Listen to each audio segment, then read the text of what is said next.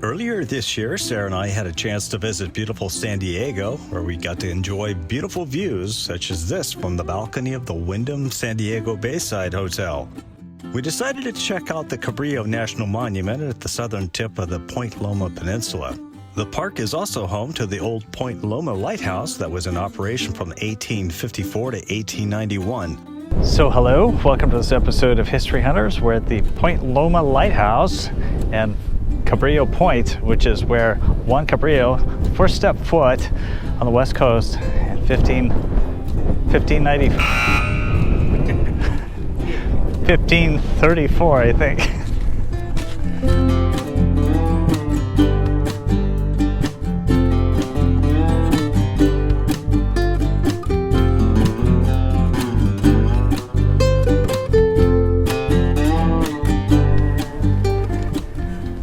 Cabrillo National Monument.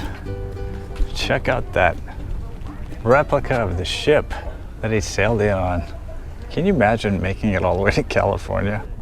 This is a pretty fabulous overlook here of San Diego Harbor. And right up ahead of us is the monument to Cabrillo, who was the first European to walk on the west coast. He landed here September 28th. 1542. There's the explorer up there. Juan Rodriguez Cabrillo was an ambitious, at times ruthless Portuguese soldier who had served the Spanish Empire. He participated in the conquest of Cuba in the early 1500s and fought the Aztecs in Mexico. He made his fortune in Guatemala, where he mined for gold and traded goods while participating in the slave trade. In hopes of more riches, he set out to explore the coast of what would become California. He set sail from Navidad, Mexico on June 27, 1542 aboard the San Salvador and arrived in San Diego 3 months later. Historians believe that Cabrillo anchored his ship pretty close to where the monument is today. Cabrillo described the bay as a closed and very good port, which he called San Miguel. The name San Miguel was changed to San Diego 60 years later by another explorer, Sebastian Vizcaino. 6 days later, he set sail up the coast as far north as the mouth of the Russian River. Storms and rough seas forced the ship to turn back. He completely rolled past the entrance to the San Francisco Bay because of a thick fog. When they returned to the San Diego area, Cabrillo and his crew were attacked by indigenous tribes.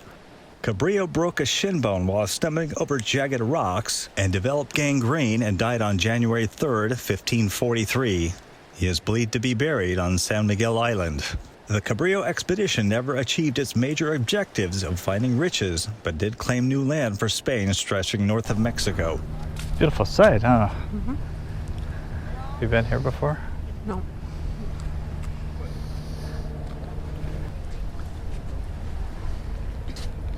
We checked out the inside of the museum, featuring displays of what attire might have been worn by Cabrillo and his men. Is that a bow? Yeah.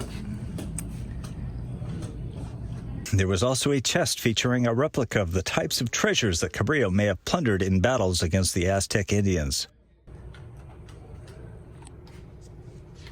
Sarah's playing light up the ship. So Cabrillo built his flagship, the San Salvador, in the shipyard sometime between 1536 and 1540. Fully rigged galleon, measured at least 80 feet long, 20 feet across. Carried about 100 crewmen, which included 4 officers, 30 seamen, 3 apprentices, 25 soldiers, a priest, and perhaps servants, slaves, and maybe merchants and their goods. That's where they pooped. Where they pooped over the edge. Yeah, that's what's. Well, they didn't. It doesn't use that verbiage, but yeah, it's the Jardine. We had to navigate the seas with the sextant. The last thing to see at closing time was the lighthouse. This bronze-scale model shows the lighthouse and the assistant quarters. An old barn is no longer standing. Unfortunately, when I shot most of my lighthouse video footage, I had microphone problems, so I'll have to improvise. The sun was quickly dropping into the Pacific Ocean, but the lighthouse was still open for viewing. Lighthouses, of course, have helped steer vessels away from being dashed on rocky shores for centuries.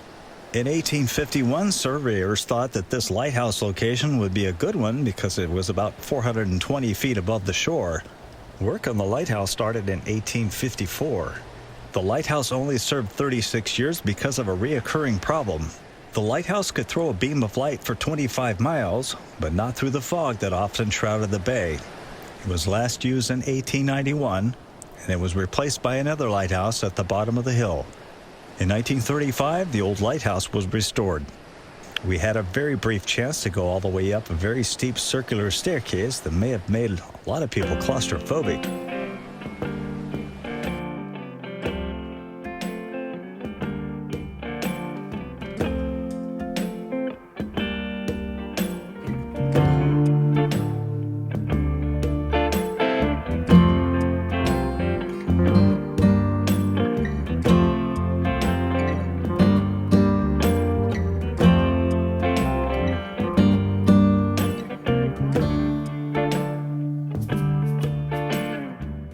The lens for the beam of light is 5 feet tall and was shipped in from France.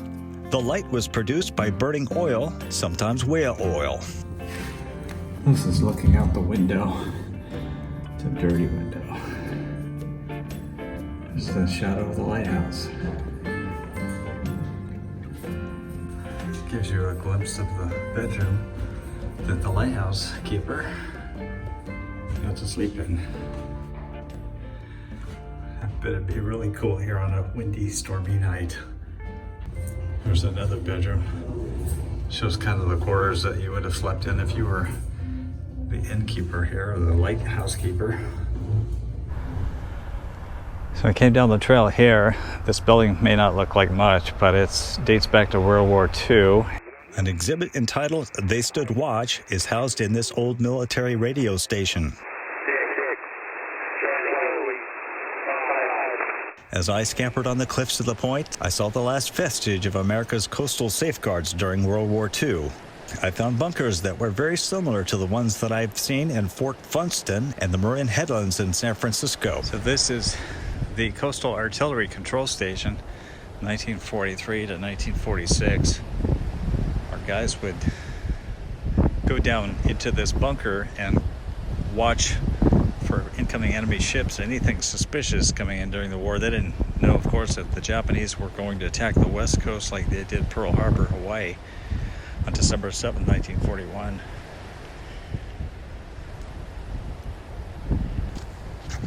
This kind of reminds me of what they have in San Francisco. Same type of bunkers north of San Francisco.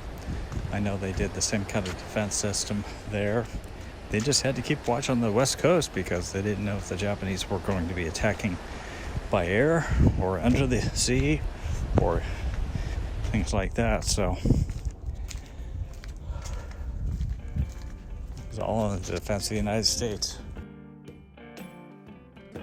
Thank you for watching this episode of History Hunters. We hope that you enjoyed learning a little bit more about one of California's earliest explorers, Juan Cabrillo, about the Point Loma Lighthouse, and seeing some of the West Coast military defense systems of World War II. Feel free to leave us a comment and give this video a thumbs up. Thank you so much.